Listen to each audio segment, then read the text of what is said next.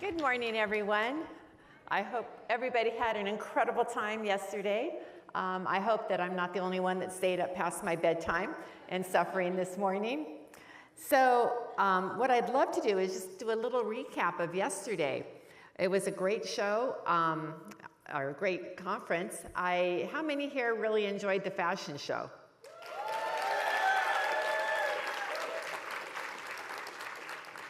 We've got some pretty incredible models, but then all of our guys are pretty incredible, aren't they?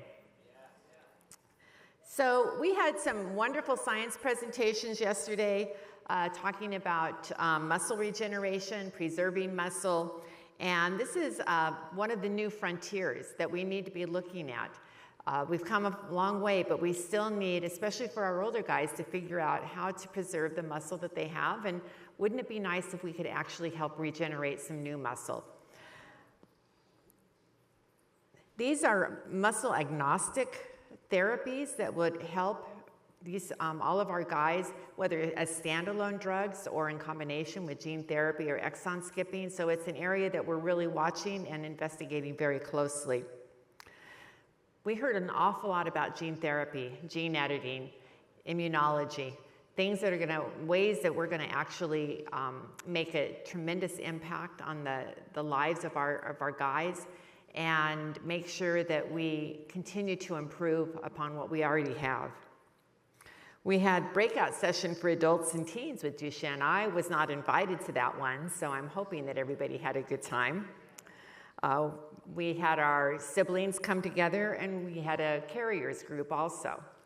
And I believe that we had a very robust Spanish lesson or a conference, which is wonderful. And we want to make sure that this information is accessible to everybody. We talked about pulmonary care, and we talked about combination therapy, which is a really exciting area, which again is a new frontier. And today we're going to talk a little bit about how you all can improve the lives of your sons and your own lives by getting more involved. We're going to talk about nutrition, exon skipping, cardiac care. We're going to have family sessions talking about movement and mobility, everyday care, challenges at school and home. We're going to talk about endocrine, you know what I mean, health, and steroid management. And there's going to be a lot more fun for the adults and teens. And then be sure to get ready for the Light Up the Night party tonight. It's going to be wonderful. And we've been very blessed with good weather so far, so let's keep that up. So this is, we're going on our 24th year of CureDuchenne. And honestly,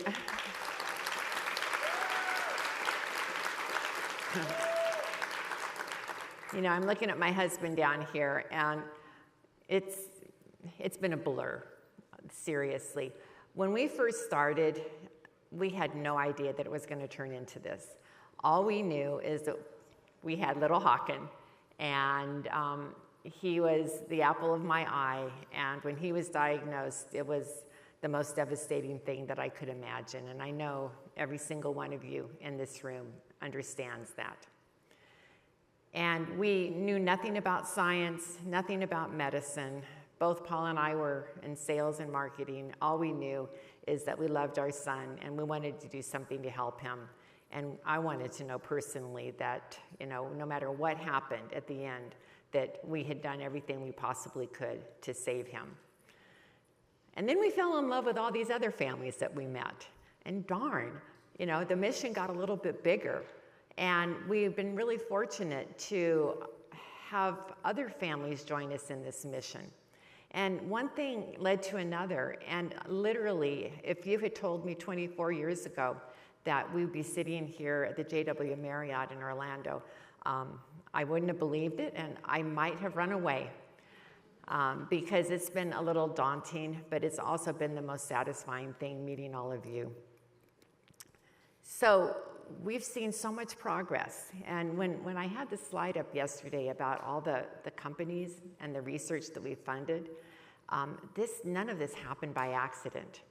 None of this was companies just deciding in their business plan that they want to go and create a Duchenne drug.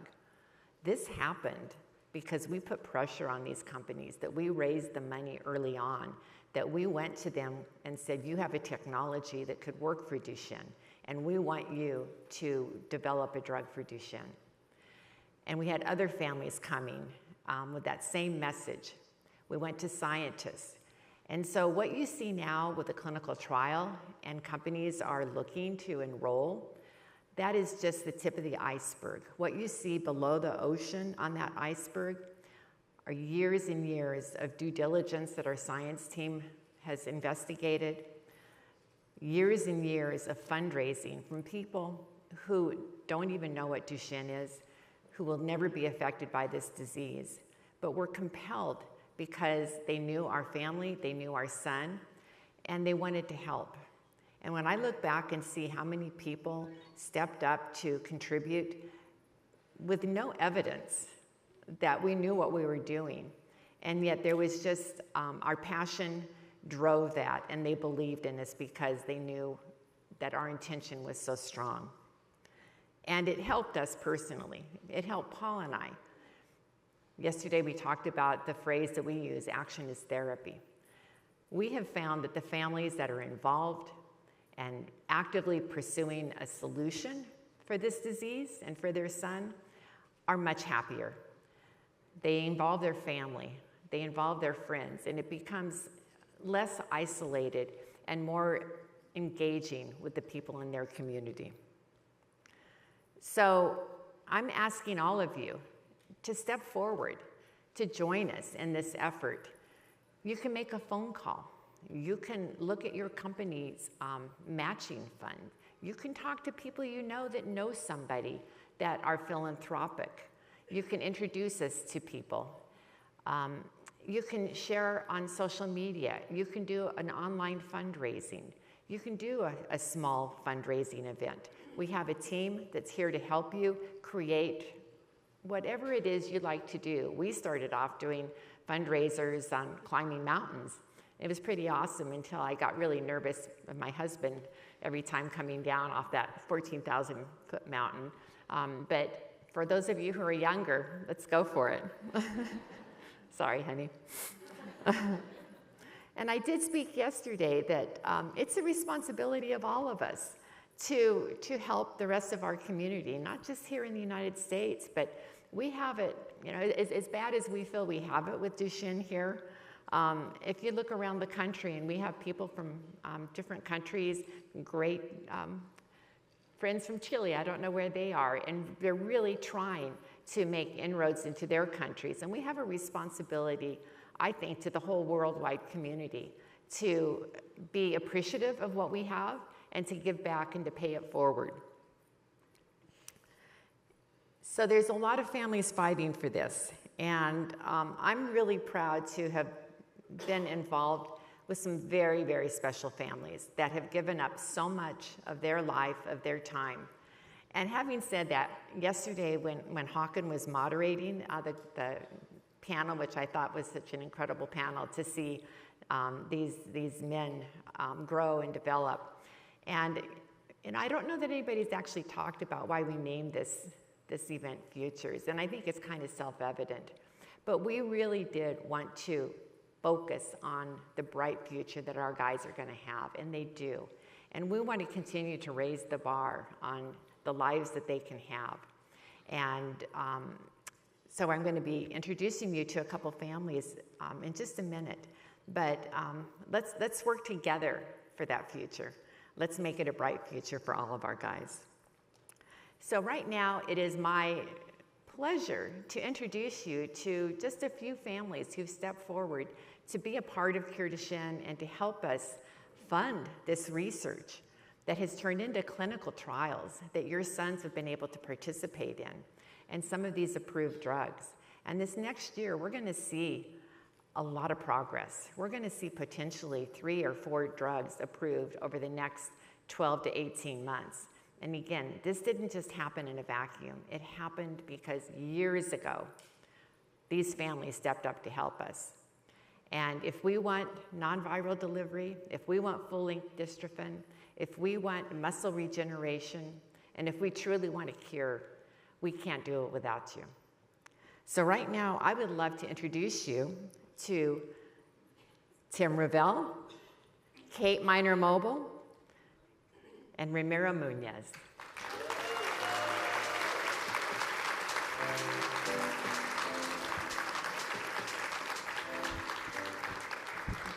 Better known as CureDuchenne champions.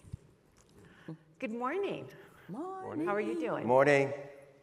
All right. So I've known these lovely people for many years. I don't know that I would have ever met them without Duchenne. And I consider it a privilege to be in this community where I've been blessed to have these wonderful people step forward with such passion and make such a difference in this disease. And you should all know that each and every one of these champions are fighting for your sons. And can we just give a big applause to them, because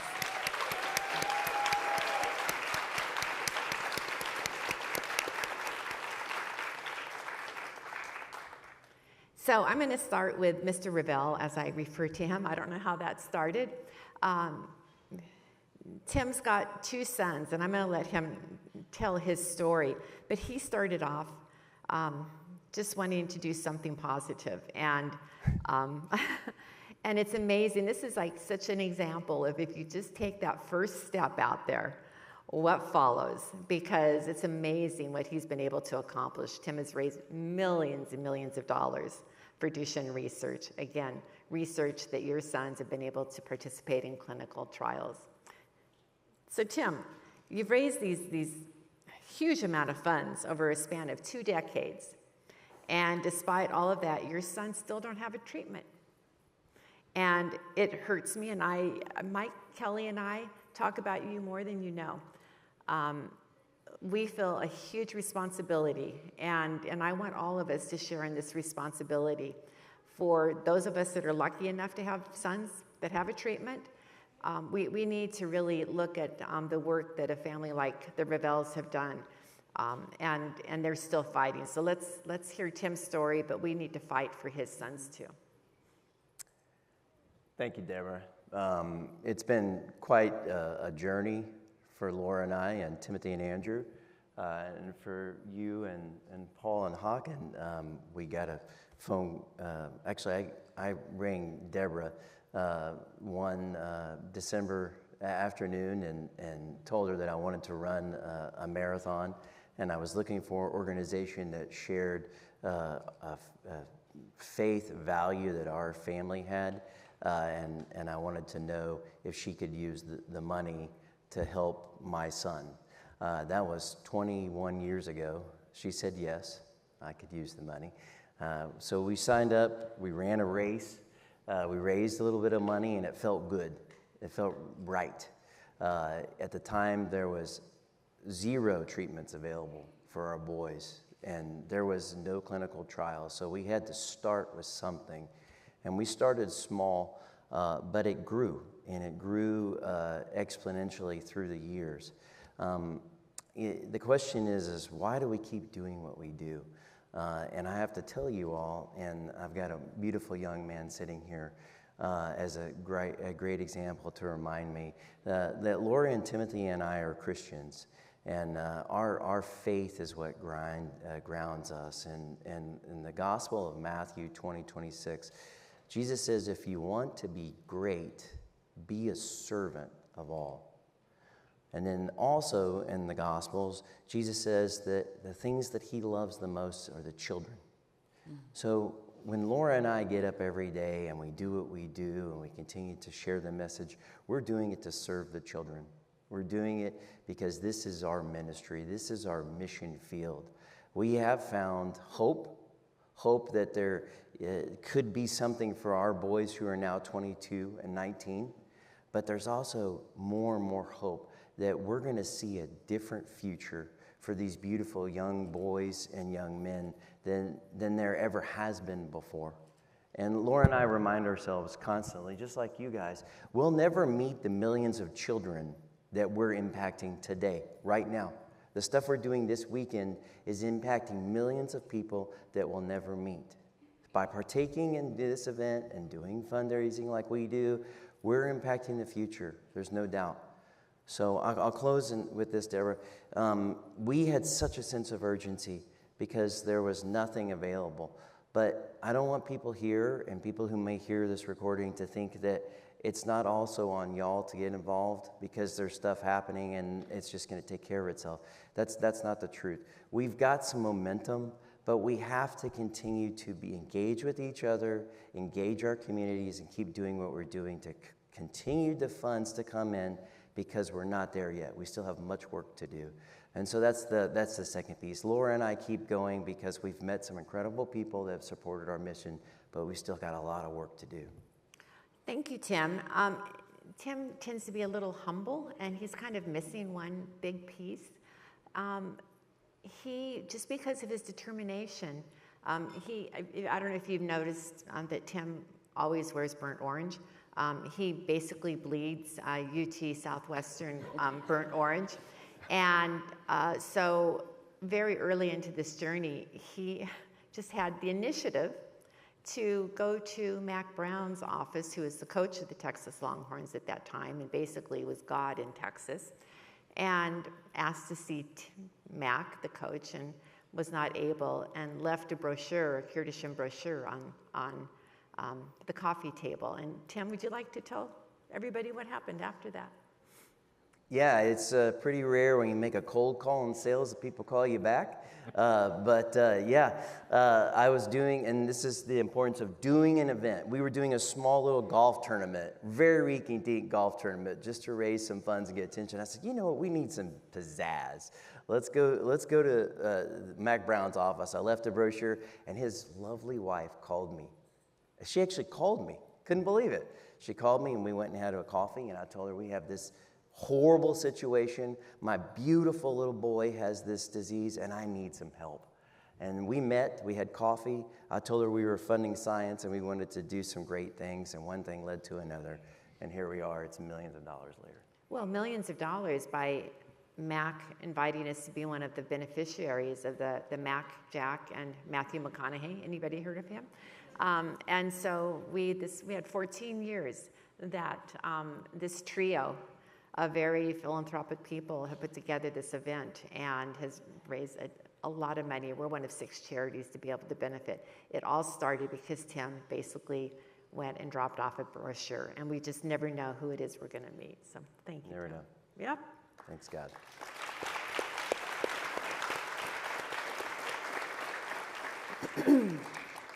So Kate. Yes, ma'am. Yes. Grandparents often want to help, but they don't always know where they fit. So how did you find your place in this involvement? And you are just a bundle of energy and determination, and nobody can say no to you. So how is it that you set your sights on, and first of all, what made you feel like you could make a difference as a grandparent? And how did you go about that? Well, from the time I was around 20, which was quite some moons ago, I had a conviction. I had one conviction, and that was that my life would be better spent with Christ than without him. I had that one conviction all the way until 2019, where a new conviction started to be cultivated in me, not to replace that one, but it was that after Shep's diagnosis in 2019, I realized that, well, here it is. I refuse to outlive a grandchild. I just won't do it. So I had to figure out what my place actually would be. And not just how can I raise money or bring awareness, but that's a very tender dance with me and my daughter. And it took us a couple of years to really figure out how that dance was gonna go. There were many times that she would hang up on me because I was just full of hope and she didn't want to hear about it. Now, and some of you may have heard me say this last year, she'll say, okay, I just need you to hang on. I just need to tell you how I'm feeling and what happened today at the doctor, and don't say anything. I don't want to hear about your hope. I'm like, okay. She kvetches, and then she goes, okay, fine, bring your hope out. So I do. And my signature on my email says, hope abounds. It truly does. And in very large measure, if not entirely, because of what CureDuchenne has done in the realm of biotech and pharma research. The fact that, well, I know that's a whole other speech. What was your question? So how did you decide how did you go about saying, okay, I'm going to raise money, and then what was your direction? Because each of you have had a different story, and you have a unique situation. So how did you go about fundraising? Okay. Well, let me tell you something else I learned. I have my conviction. My conviction to not outlive a grandchild does not hold the same for my husband or my best friend or my next door neighbor. I realize that my conviction is mine. I'm the one that will not outlive Shep, or he's number 5 out of 12 grandkids. I don't plan to outlive any of them. So I need to figure out how I could be compelling so that people want to hear what I have to say when I really need to say it. And I've had a band my whole life, and COVID hit right after Shep was diagnosed. And all the people that used to come just hang out and party with me and my band at my house, I started charging them money. So instead of just walking through the door, I would say it's now $100 to get in to this little backyard wingding I'm throwing. Then we would play, everyone was having a great time, and I'd throw up a QR code and ask for more money and add a 0, please. And that is what we did for 3 years and raised several thousands of dollars doing that. But the really big thing I want you to understand is that you are the one that cares the most. And you are the one that needs to be compelling. And I don't mean in my way or in our ways. We all have different personalities, right? You have to figure out what your comfort level is and then bump it up 2 notches. Nothing can happen without you being compelled. So I used my band. Then we did some bigger events and raised more money. And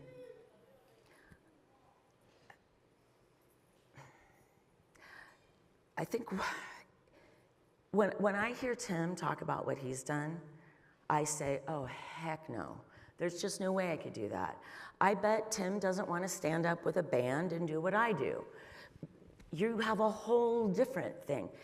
We each have our own body part that works, and we need to embrace those giftings that we have and do something. And I loved what Daryl said yesterday when Hawken was interviewing him. The kvetching, there's a time and a place. But we need to have compelling stories, and not just, it can't all be about Duchenne. People need to be looking at our lives and thinking, wow, what's going on with them? I know they've got this situation, but man, there's a little chutzpah in there. There's a little fire.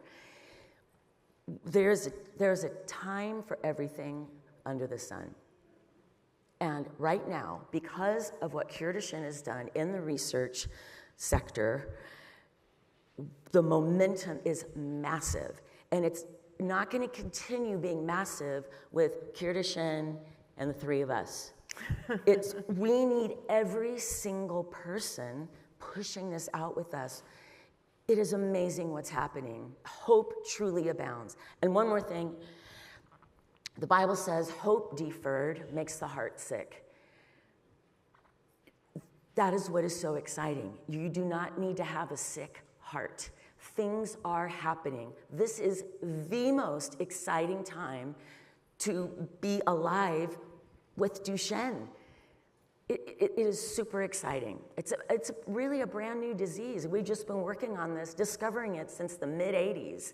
Amazing things have happened just in the last 5 years. And in the next 2, 3, 4, the landscape is going to change. And that's all I have to say about that. Thank you, Kate.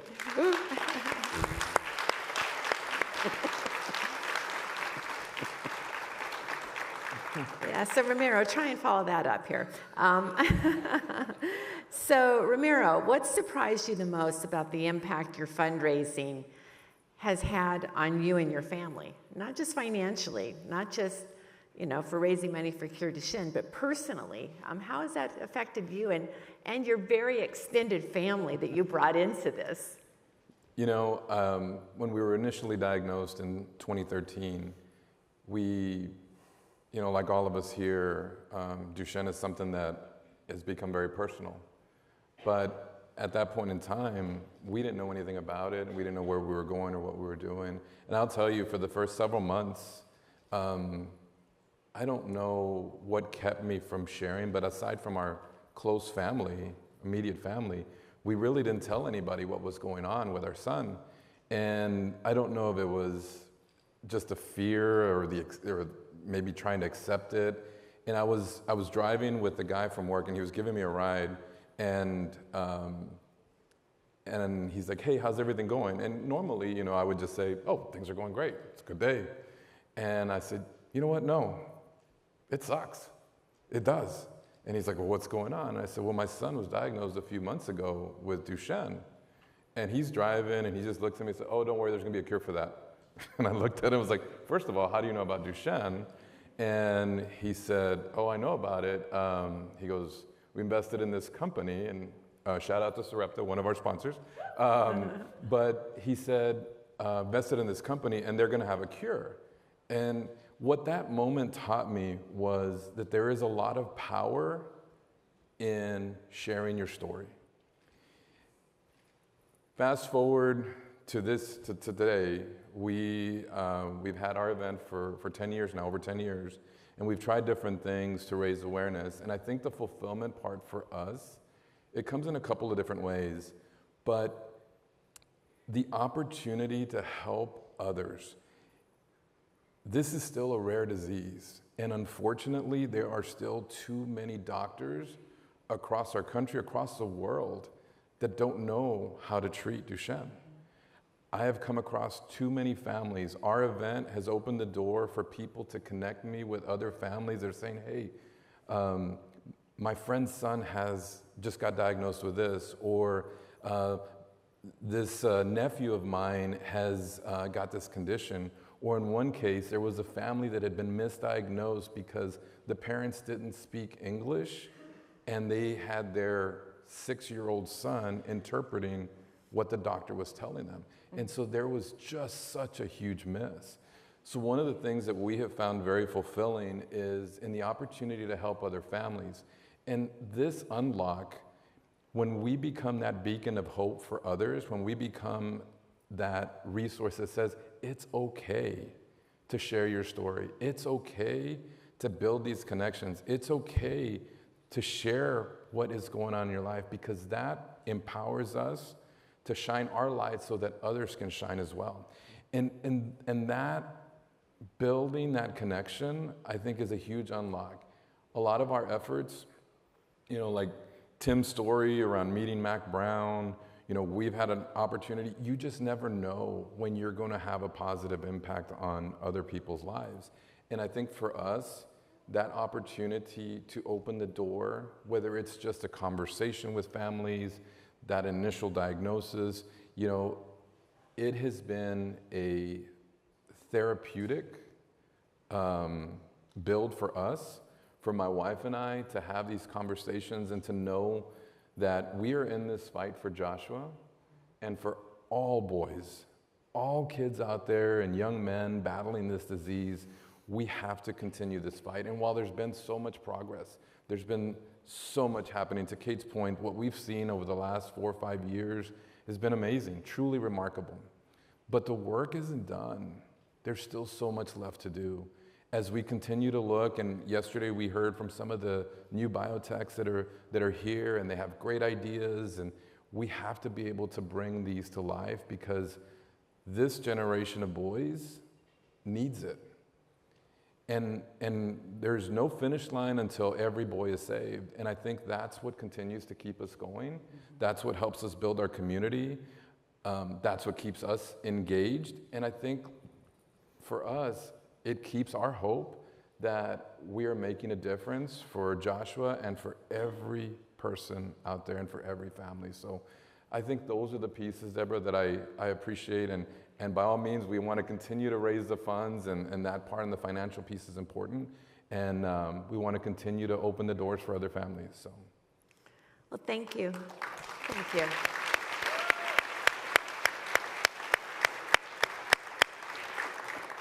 So I'm a country music fan, and we went at one of the MJM events where Garth Brooks was headlining, and he closed his show, and I'm going to paraphrase here, that the key to a good life is to work hard all your life and to help people that you'll never meet.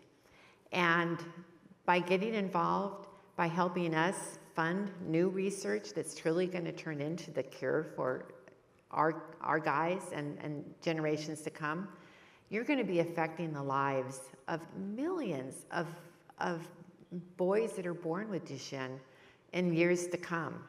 And we know we can do it, but we need your help. And I thank you so much. These are not the only families that have stepped up, but a really good sampling. So thank you so much.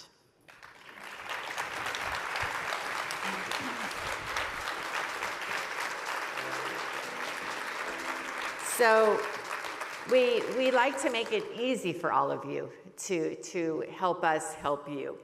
And we are going to be doing a year-end campaign where we will be reaching out to all of you to see if you could just share your story with your friends, family, contacts. And you never know what is going to happen. You've seen how just taking that first step out is where it starts. And right now, I'd like to introduce you to somebody if you haven't met him yet. He's a member of the CureDuchenne team and is really involved with all of the families in helping you create your dreams and fulfill your dreams of how you're going to support the community. So my pleasure to introduce Jordan Lynch. Good job. Good job. Hello, everybody. My name is Jordan. I'll be pretty brief this morning. We'll go ahead into our nutrition session here in a moment. But I first heard about Duchenne muscular dystrophy when my nephew was diagnosed right around the pandemic. And like you, I didn't know what to do, and I actually found my way here and have been on this team for about almost 4 years. And you don't have to be on the team of CureDuchenne, a staff member, to be a part of our team, right? What we need you to do really is just 3 things, is show up. Keep showing up to our events, keep showing up to our workshop sessions, webinars, be with us, be a part of the community, keep showing up. And share your story, share our stories, literally on Instagram and Facebook. Help amplify our message. Be comfortable with your story because your story matters. And we want others to hear your story because that's how we're going to get our message out there. That's how more and more people are going to hear about Duchenne and how we can be a part of finding a cure. And the third thing is just take a step, one step at a time. You don't have to have this entire gala or $1 million fundraiser figured out. All you have to do is take that next step. And in doing that, you will understand what you need to do next, and then next, and then next. So just take a step. Trust that you will have the ability to figure it out. And we're here to help you. Our team is here to help you. Maybe your next step is getting involved in the end-of-year campaign. Maybe your next step is getting some friends together and doing a dinner at your house and telling your story for the first time. Maybe your next step is introducing us to somebody in your network who has maybe some resources that we can leverage to support the mission of CureDuchenne. But just take that next step. Be a part of our mission with us, and together we will cure Duchenne. So thank you very much for being here. Myself and my team are here to help if you would like to get involved.